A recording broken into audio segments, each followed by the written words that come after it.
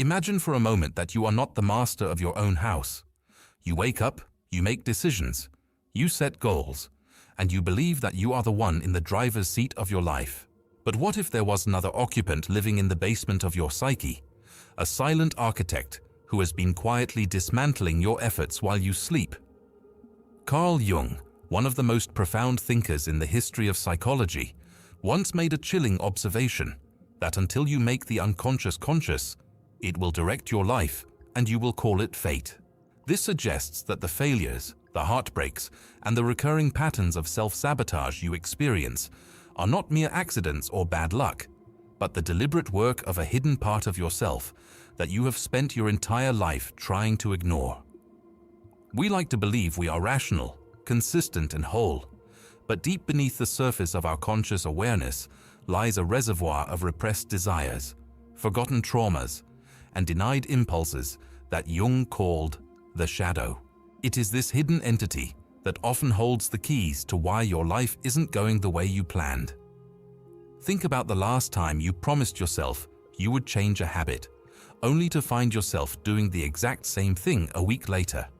Or perhaps you've noticed that you keep attracting the same kind of toxic partner, or you find yourself feeling an intense, irrational anger toward a coworker for no clear reason.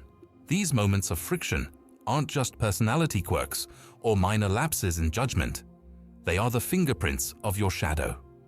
We all walk through life wearing a mask, a persona that we present to the world to show that we are competent, kind, and successful. But the more we polish that mask, the darker the shadow behind it grows. You might feel like you are fighting against the world, battling external obstacles and difficult people, but the reality is far more unsettling. The most dangerous enemy you will ever face is the one looking back at you in the mirror, yet you don't even recognize its face. The mystery we must unravel is why a part of our own mind would want to see us fail. Why would your own psyche conspire against your happiness? It seems counterintuitive, yet this hidden conflict is the fundamental struggle of the human experience. Most people live their entire lives without ever realizing that their greatest limitations are self-imposed by a part of themselves they refuse to acknowledge. But here is the detail that almost nobody perceives. Your shadow isn't actually trying to destroy you. It is trying to be heard. It is a collection of all the parts of yourself that were deemed unacceptable by your parents, your teachers, and your society. When you push these parts into the darkness, they don't disappear. They ferment, they grow stronger, and they eventually find a way to leak out into your reality in ways that feel like sabotage. To understand how this is happening to you right now, we have to look for the invisible signs that your shadow is running the show. The first and perhaps most common sign that your mind is sabotaging you is the phenomenon of psychological projection. Have you ever met someone and felt an almost immediate visceral dislike for them, even though they hadn't actually done anything to harm you? Jung argued that the traits we find most repulsive in others are often the very traits we are suppressing within ourselves. If you find yourself constantly judging people for being arrogant, it might be because you have suppressed your own need for recognition and power. If you are infuriated by someone's laziness, it could be that you are a chronic overachiever who never allows yourself to rest, and your shadow is screaming for the balance that you see in that person. When we cannot accept a part of our own character, we project it onto the world like a movie being played out on a screen. We think we are seeing the world as it is, but we are actually seeing a reflection of our own internal conflicts. But there is something even more profound happening here.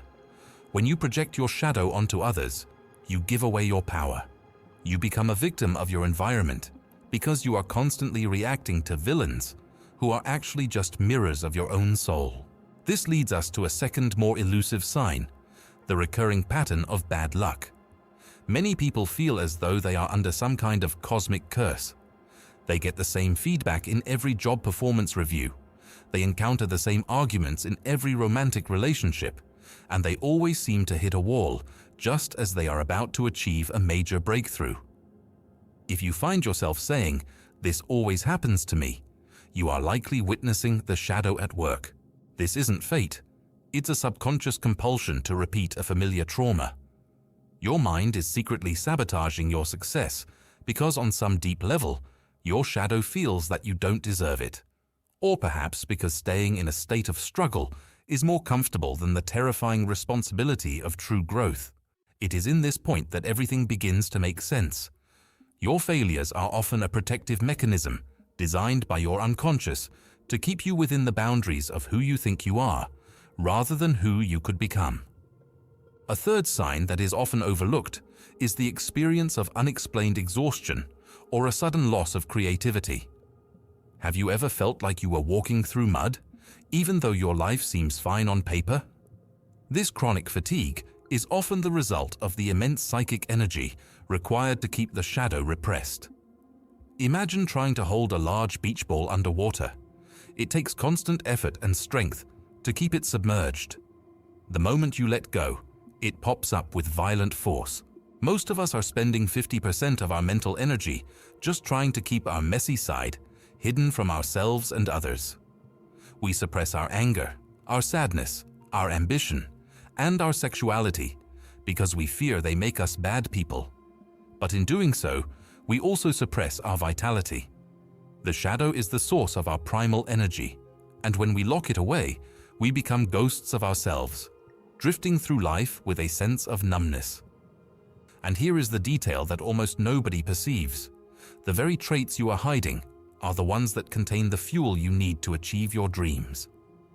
The fourth sign is the niceness trap, or the development of a hyper-pleasant persona. Many people pride themselves on being too nice or never getting angry. On the surface, this seems like a virtue.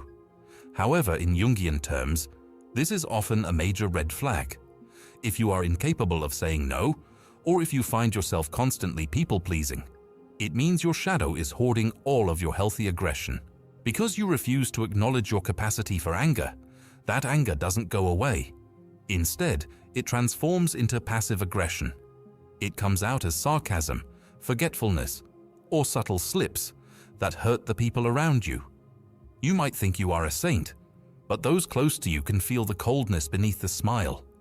This is the mind's way of sabotaging your relationships. By refusing to be honest about your boundaries and your frustrations, you create a dynamic of resentment that eventually poisons everything you touch. Moving deeper into the psyche, the fifth sign is the presence of intense, irrational envy. While projection involves seeing your bad traits in others, envy is often the projection of your golden shadow. This consists of the talents, strengths, and potentials that you were told were too much, or not for someone like you. When you see someone else living out their purpose, and it fills you with a bitter sense of resentment rather than inspiration, that is your shadow, pointing directly at what you are supposed to be doing. Your mind sabotages your motivation by making you feel that others have some secret that you don't possess. But the truth is far more unsettling. You are envious because you are refusing to claim your own greatness. You have locked your genius in the basement because you are afraid of the light, and now you are punishing yourself by watching others shine. The sixth sign is a sudden, inexplicable shift in behavior, the so-called Jungian slip. This isn't just a slip of the tongue, it's a slip of the soul. It happens when you are in a high-stakes situation and you suddenly say or do something that is completely out of character. You might sabotage a promotion by making a crude joke, or you might ruin a stable relationship by engaging in a reckless act of infidelity. People often look at these moments and say, "I don't know what came over me." Jung would say that what came over you was your shadow, finally seizing control because it could no longer be contained. When the pressure of maintaining the persona becomes too great, the shadow erupts like a volcano. This is where most people give up, believing they are fundamentally broken. But those who continue to look deeper find that these eruptions are actually desperate calls for integration. The seventh and perhaps most devastating sign is the invisible ceiling. This is the feeling that there is a limit to how much joy, wealth, or love you are allowed to experience. Every time you cross a certain threshold of happiness, you find a way to mess it up. You start a fight with your partner when things are going too well, or you spend all your savings the moment you start to feel financially secure. This is the mind's way of maintaining your internal equilibrium. If your self-image is built on being a struggling artist or a lonely soul, your mind will perceive success and love as threats to your identity. To your ego, being right about who you are is more important than being happy. Therefore, your mind secretly sabotages your progress to keep you in the familiar, even if the familiar is miserable. But there is something even more profound happening beneath all of these signs. You might think that the goal of understanding the shadow is to fix yourself or to get rid of these dark impulses. This is the great misunderstanding of modern self-help. Jung didn't believe the shadow was a problem to be solved, but a partner to be integrated. The revelation that changes everything is this: the shadow is only a demon because it has been ignored. When you bring these hidden parts into the light, they lose their destructive power and become sources of immense strength. The aggression you suppressed becomes the assertiveness you need to lead. The sensitivity you hid becomes the empathy you need to connect. The selfishness you feared becomes the healthy self-love you need to survive. This is the point where everything begins to make sense. We spend our lives running away from ourselves, terrified of the monsters in the dark. We build walls of logic, productivity, and morality to keep the bad parts of us at bay. But the more we run, the faster the shadow chases us. The sabotage you experience is not a punishment. It is a tug on your sleeve from your unconscious, a reminder that you are not yet whole. We are like houses with many rooms, yet we choose to live in only one small corner, terrified to open the doors to the rest of the mansion. We call the locked rooms evil or wrong, but in truth, they are simply empty, waiting for us to inhabit them. The detail that almost nobody perceives is that the shadow often holds the very thing we are searching for. We look for happiness, meaning, and purpose in the outside world, in the approval of others, and in the accumulation of things. But Jung discovered that the gold is actually in the dung. The parts of ourselves that we find most shameful are often the keys to our greatest gifts. The person who has integrated their shadow is not a perfect person, but a whole person. They are someone who is capable of great kindness because they know their own capacity for cruelty. They are someone who is truly confident because they have faced their own deepest insecurities. They no longer sabotage themselves because they are no longer at war with themselves. As we move toward a deeper understanding, we must realize that the journey of shadow work is not for the faint of heart. It requires a radical, brutal honesty that most people are unwilling to practice. It means looking at your failures not as evidence of your worthlessness, but as evidence of your fragmentation. It means asking yourself, what part of me wanted this to fail? And being brave enough to listen to the answer. It means realizing that the person you hate the most is the person you are most likely to become if you aren't careful. But it also means realizing that the person you admire the most is already living inside you, waiting to be claimed. The secret to ending the cycle of self-sabotage is not more willpower. You cannot will your unconscious into submission. You cannot meditate the shadow away, and you cannot think your way out of a psychological complex. The only way out is through. You must descend into the basement. You must look at the invisible signs, not with fear, but with curiosity. When you stop fighting the shadow, it stops fighting you. It becomes a guardian instead of a ghost. The energy that was once used to suppress your true nature is suddenly released, flooding your life with a new sense of purpose and vitality. You stop hitting that invisible ceiling because you no longer believe you belong on the floor. But here is the detail that almost nobody perceives. The integration of the shadow is a lifelong process.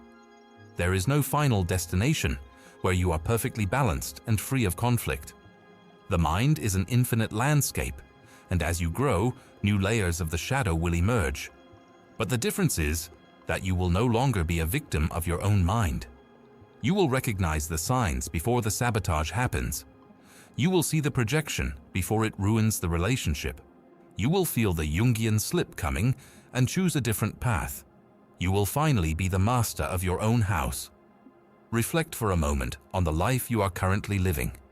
How much of it is truly yours, and how much of it is a reaction to the things you are afraid to see in yourself? We are often so busy trying to be good that we forget to be real. We are so focused on the light that we become blind to the shadows we cast. But the shadow is not the enemy of the light. It is its constant companion. Without the shadow, there is no depth. Without the darkness, the stars cannot be seen.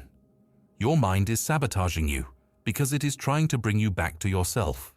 It is trying to break the persona that has become too small for your soul.